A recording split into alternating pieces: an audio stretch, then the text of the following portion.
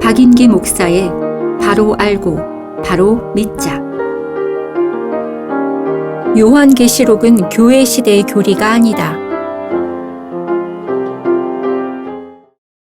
안녕하십니까. 순천 성경심리교회 박인기 목사입니다. 오늘은 요한계시록에 대해서 말씀드리겠습니다. 왜 특별히 요한계시록에 대해서 말씀드리는가 하면 지금 이 2020년대는 교회 시대의 끝에 있기 때문입니다. 요한계시록은 성경의 마지막 책입니다. 하나님께서는 인류의 마지막에 있을 일들을 요한계시록에 기록하셨습니다. 그러므로 요한계시록을 바로 알지 못하면 마지막에 있을 하나님의 뜻을 올바로 알 수 없게 됩니다. 그래서 마귀도 요한계시록을 왜곡한 거짓 교리들로 사람들을 미혹하여 많은 이단들을 만들어냈습니다.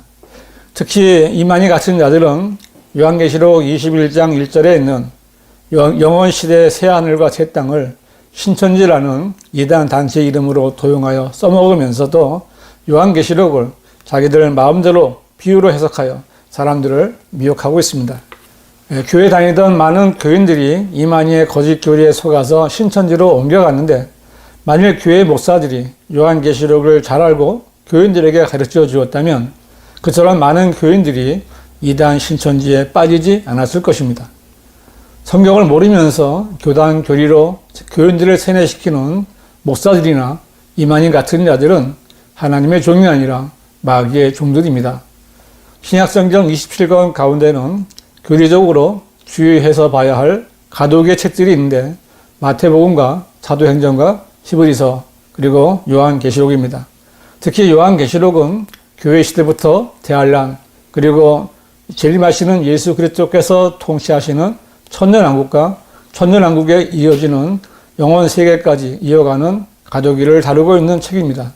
그러므로 바르게 나누어 공부하지 못하면 아주 혼란스럽고 알 수 없는 책이 바로 요한계시록입니다.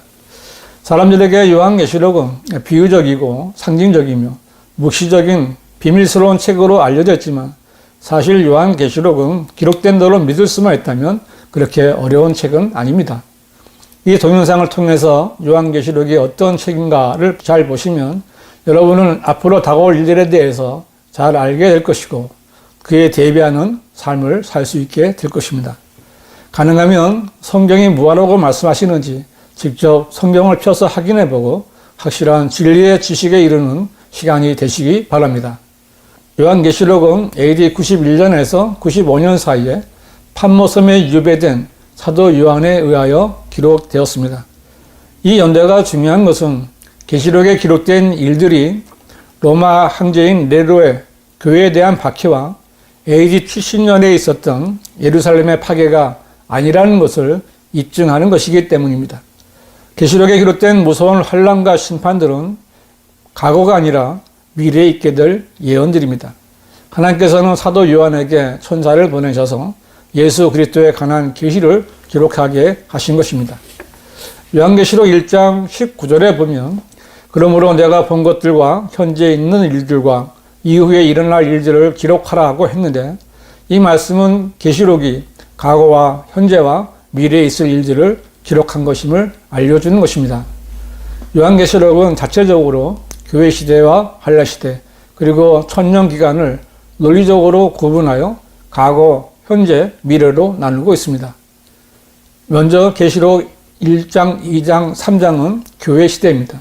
특히 2장과 3장에는 7교회가 나오고 예수님께서는 그 교회들이 한 일들에 대해 칭찬도 하시고 책망도 하십니다.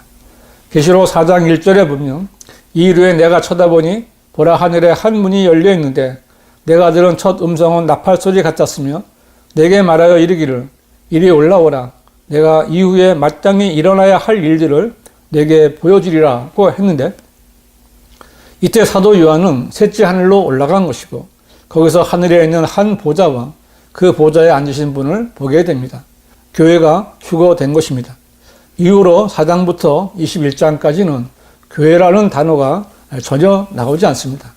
이것은 계시록 19장에서 예수님이 재림하실 때까지의 사건들은 교회와는 관련이 없다는 사실을 말하고 있습니다. 이때 사도 요한은 셋째 하늘에 하나님의 보좌 앞에 있습니다. 그러므로 사도 요한이 계시록을 기록한 기준으로 본다면 교회 시대는 내가 본 것들, 즉 과거가 되는 것입니다. 그리고 현재 있는 일들은 계시록 4장부터 19장까지의 대환란과 예수님의 재림까지이며 이후에 일어날 일들은 20장부터 22장까지의 천년왕국과 영원시대에 대해서 말하고 있습니다. 요한계시록 4장부터 19장 사이에는 대환란에 대해 4번에 걸쳐 설명하고 있는데 이것은 예수 그리스도의 초림에 대해 마태, 마가, 누가, 요한이 복음서를 통해 4번 설명한 것과 똑같이 예수 그리스도의 재림 역시 4번 설명하고 있는 것입니다. 이 대환란의 첫 번째 설명인 7봉인의 재앙은 계시록 5장과 6장에 기록되어 있으며 대환란의 두 번째 설명은 7나팔은 계시록 8장에서 11장 15절까지입니다. 세 번째 설명은 계시록 12장에서 14장까지 적그리스도의 활동으로 나타나고 있으며 네 번째 설명은 계시록 15장에서 19장까지 7 허리병과 큰 바빌론의 멸망을 통하여 나타나고 예수 그리스도의 지상 재림으로 대환란은 끝나게 됩니다. 이것이 사도 요한이 셋째 하늘에 올라가 하나님의 보좌 앞에서 본 현재의 일들입니다. 대환란은 하나님의 백성인 유대인들이 자신들의 왕으로 오신 예수 그리스도를 거부하고 십자가에 못 박으라고 외치며 그의 피를 우리와 우리 자손에게 돌리라고 말했던 유대인들에 대한 진노의 심판이며 또한 마지막 교회 시대에 살면서 예수 그리스도를 믿고 구주로 영접하지 않은 구원받지 못한 모든 이방 민족들에 대한 진노의 심판입니다. 그러므로 대환란은 교회 시대에 구원받은 성도들과는 전혀 상관이 없는 일들입니다.